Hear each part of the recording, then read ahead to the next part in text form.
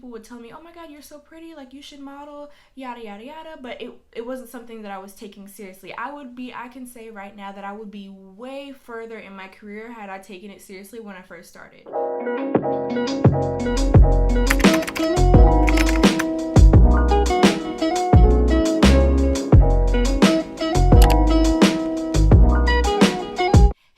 It's Thomasina. Welcome to my channel where I discuss all things modeling, skincare, travel, cooking, pretty much you name it. I'm gonna make a video about it. So in today's video, I wanted to address a lot of the questions that I've received over the years about how I got into modeling, how I got signed, pretty much questions concerning my journey. So I figured I'd make this video to attempt to put all those answers and compile them into just one video. So yeah, let's jump right into how I got started, how I got into the industry, and how I ended up getting signed. Believe it or not, it was actually my mother who got me interested in the industry, like at all. When I was a baby, I believe that was my first introduction to the industry. I auditioned for if you guys are familiar with the Michelin brand, back in the day, I guess they were looking for like babies to be sort of like the mascot for the Michelin Man, you know, like chunky babies that kind of resembled the Michelin Man. And so I auditioned for that. So that was my first introduction into the industry. Fast forward, when I was around 13 or 14, I believe my mom heard of John Casablancas like over the radio or something. John Casablancas is a modeling and acting school. It is not an agency. I just needed to put that disclaimer out there, but my mom heard about it, and so my two sisters and I auditioned for John Casablancas when I was about like 13. And the first time we auditioned, none of us made it. I was actually a very shy and insecure child growing up. I hated my skin complexion because I got picked on for being dark skinned a lot. I had bad skin. This was before I had braces, so I still had like a little gap, and they were just things that I wasn't happy with. So when I did audition for John Casablancas, the audition was terrible. We had to do runway, and I was like looking down at the floor the entire time. It just wasn't it. But that was my first introduction, and I was like, you know what? Maybe this is something that I would want to do. So I believe when I was 14, I auditioned for John Casablancas again, and I actually made it. So I attended John Casablancas school for a couple of years. And let me just say this, a lot of people, when they hear John Casablancas, they automatically think scam. But personally, doing John Casablancas was beneficial to me, although it did cost a lot of money. I can't say that I wouldn't be where I am now without them, but they definitely helped me to become more confident in myself, and ultimately I needed that confidence to be like where I am now. John Casablancas is what you make of it. They did help, I guess, put job opportunities at the forefront, but it was up to you as an individual to go out and get those opportunities. I did get a few gigs through John Casablancas, but it's honestly the work that you put in. They're not gonna go out and do the work for you, so you really have to take the initiative. I took acting classes there, and I took modeling classes there, and so my first model coach ever was Ashley Mills, who was Miss North Carolina USA 2013. And then she went on to become an actress, and she was in a series for Tyler Perry called Too Close to Home, I believe. So before she did all of that, she was my model coach and my first ever runway coach, and I really have to thank her for how good my runway walk is now. But through that modeling class, that's where I really blossomed, and I became more confident in myself. And really, like, you couldn't tell me anything, because not to toot my own horn, I literally had the best runway walk, like, out of everyone in my class. Like, sorry y'all, I mean it is what it is. Everyone told me like my runway walk was like phenomenal. So after attending John Casablancas, and I've got like a lifetime membership with John Casablancas, so at any point where I want to do more training, acting classes or anything like that, I could always just go back to that John Casablancas and get that training. But I did that for maybe like 2 or 3 years while I was in high school doing all other extracurriculars, but I was never taking it like serious, because modeling was never like a dream of mine. Literally, my mom made us go to the audition, and then from there I was like, oh, I might be interested in this. Like, I'm pretty, like, this might be fun. I like being in the camera, but it was never like a passion. So like throughout high school and stuff, people would tell me, oh my god, you're so pretty, like you should model, yada yada yada, but it wasn't something that I was taking seriously. I can say right now that I would be way further in my career had I taken it seriously when I first started. So yeah, in high school I was doing Well, not even. I don't even think I was doing photo shoots in high school. I pretty much just did the photo shoots through John Casablancas, and that was it. So fast forward, when I went to college, there was a modeling troupe at the university. So I joined the modeling troupe, and that was also where I got more practice on my runway walk. Everyone at the school was like hyping me up, like, wow, you've got like the best model walk I've ever seen. So like they was gassing me. It was really blowing my head up. And so through the modeling troupe, I got like little side gigs here and there, but a lot of these were like freelance gigs. A lot of them were non-paid. I was really just doing it for fun, but in the end it helped me build my portfolio and helped me to pretty much just gain experience. Throughout college, I was just doing photo shoots here and there, building up my portfolio, getting practice with posing, networking, meeting people. Most of the work that I was doing in the Charlotte area was for the free. And so that's one thing that I realized: when you're passionate about something, you love it so much that you will do it for free. And that's how I began to feel about modeling. Like once I got to university, that's where I felt the passion for modeling growing. My junior year, my third year in college, going into my senior year, I finally realized, okay, I'm about to graduate. I don't see myself doing like a regular 9 to 5 after graduating. Like, yeah, I know I went to college and racked up all this debt to get a degree that I may not even use, but I know in my heart that that's just not the life that I was meant to live. And so I decided that I was going to go full force and dedicate myself to advancing my career as a model, because that's what I wanted to do. By the time senior year came around, I was doing so many photo shoots. I was being more selective on the fashion shows that I was participating in and the people that I was working with, because I wanted my name to be associated with things that were like at a higher stature at this point, because I knew that I had built up my skill, I had built up my resume, and I was just holding myself to a different standard at this point. I started taking digital, submitting to so many agencies, like every day, like applying, submitting to castings that I would find online. During all of this, my senior year, I finally got my at the time was my biggest casting. It was for a Kat Von D foundation, a new foundation that she was launching. So I submitted for that, and this was before that I had representation. I wasn't signed. This was just me submitting as a free agent. I ended up getting a call back while I was in school, and they were saying that I needed to be in New York the next week. But to my flight, literally hopped on a plane, told my professors, I'm going to be out of town for this amount of time. I've already done my work, like found coverage for my jobs, went to New York, went to the callback, and it went well. But a day passed, I had heard nothing. Another day passed, I had heard nothing. And so at this point I was like, well, I gotta go back to school, I gotta go back to work. So I don't know if I should just book my flight to go back home or if I should wait it out another day.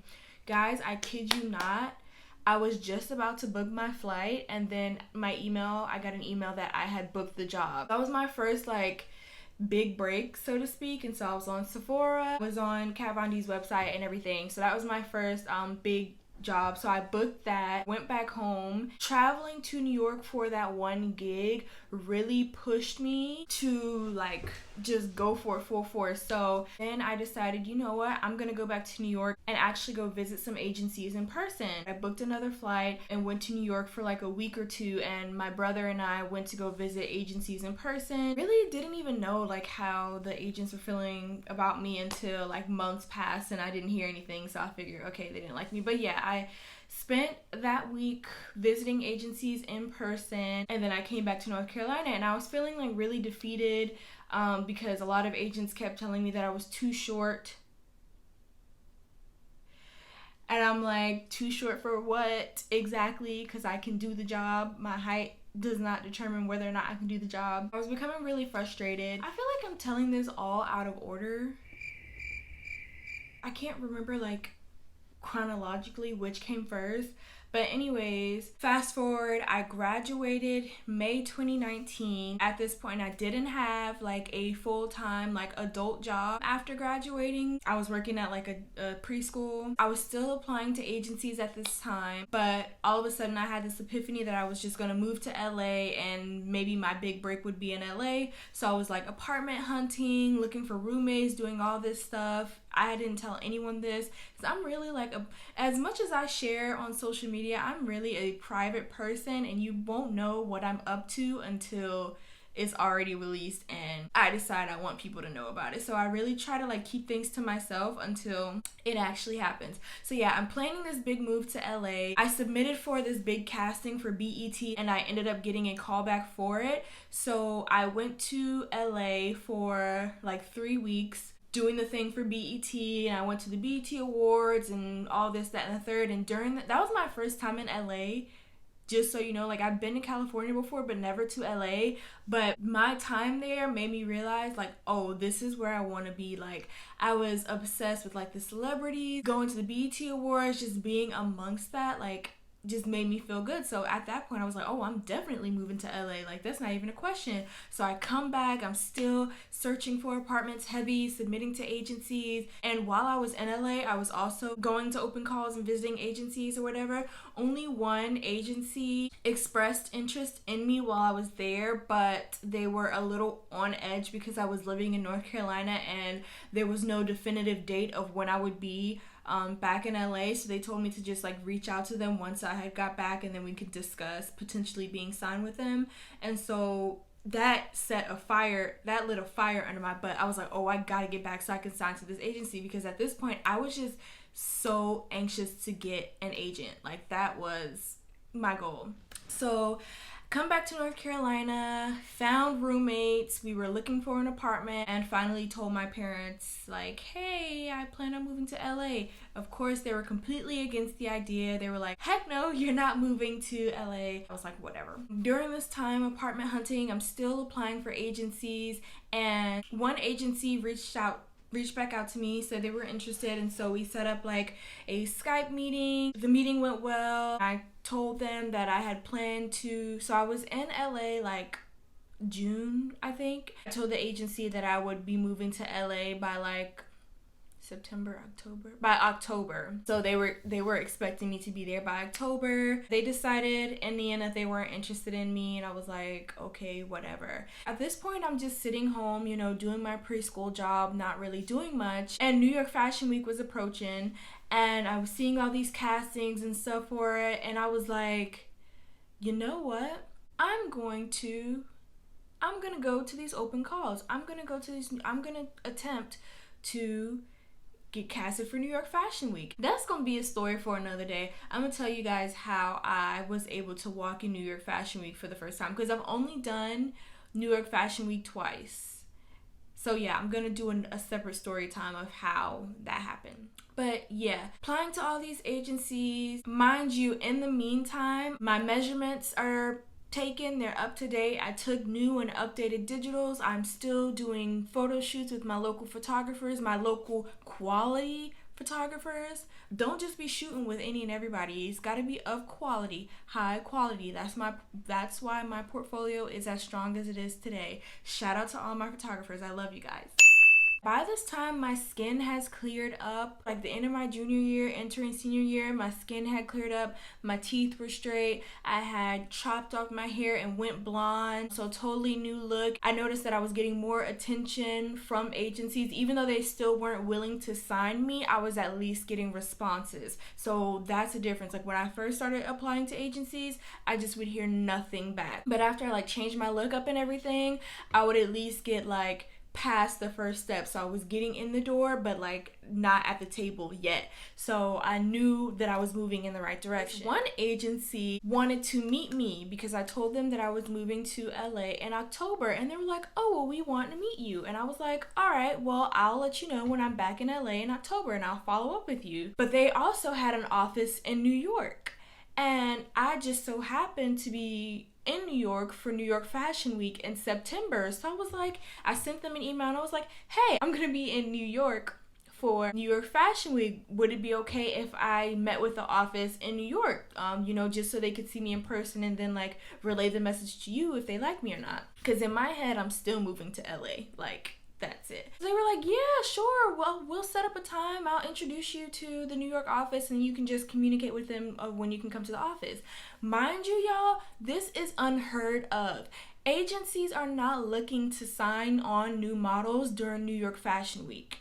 I mean, sometimes they are if they're low on the amount of girls that they could put in shows, but most of the time the office is too crazy. So it's really, really unorthodox for models to walk in and get signed like during New York Fashion Week. So my life is just so like weird like that. So yes, I go to the office to meet the agency, and obviously everyone is busy or whatever, but pretty much I sit down, we have like a very, very, very quick conversation, and she's like, all right, do you want to move?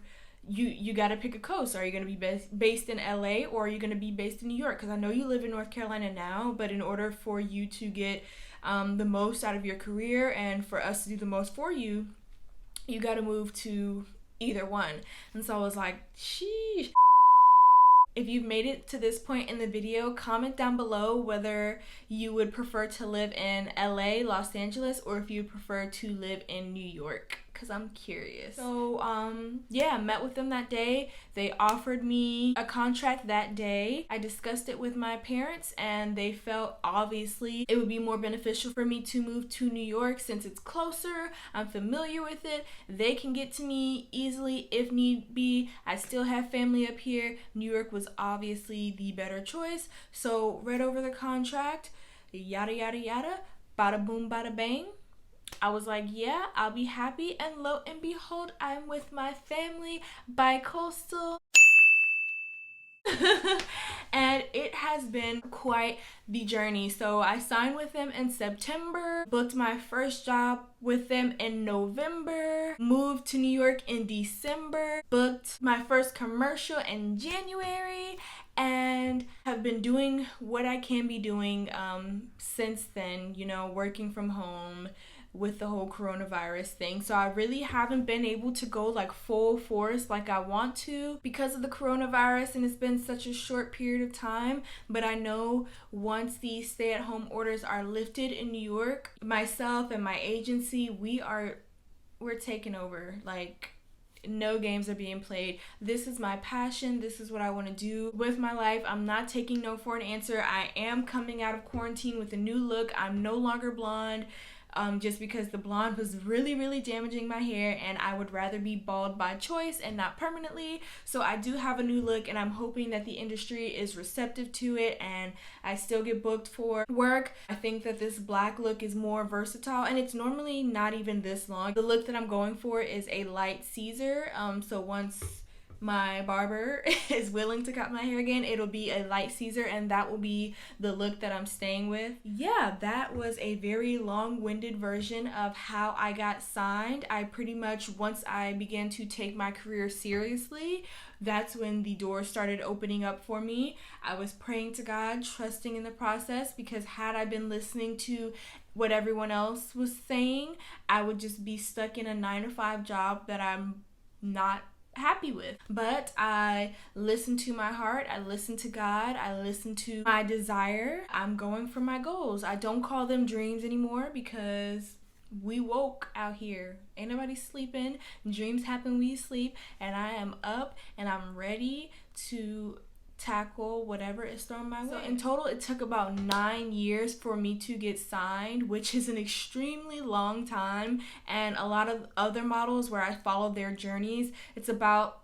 our timeline matches up pretty similarly, but some people have it way easier. You know, the girls who are taller or thinner, or have like clearer skin, or have like certain type of hair. Some people's journeys are going to be easier than others, but yeah, you just have to focus on yourself and focus on what you want. And no, it's not going to be an easy road.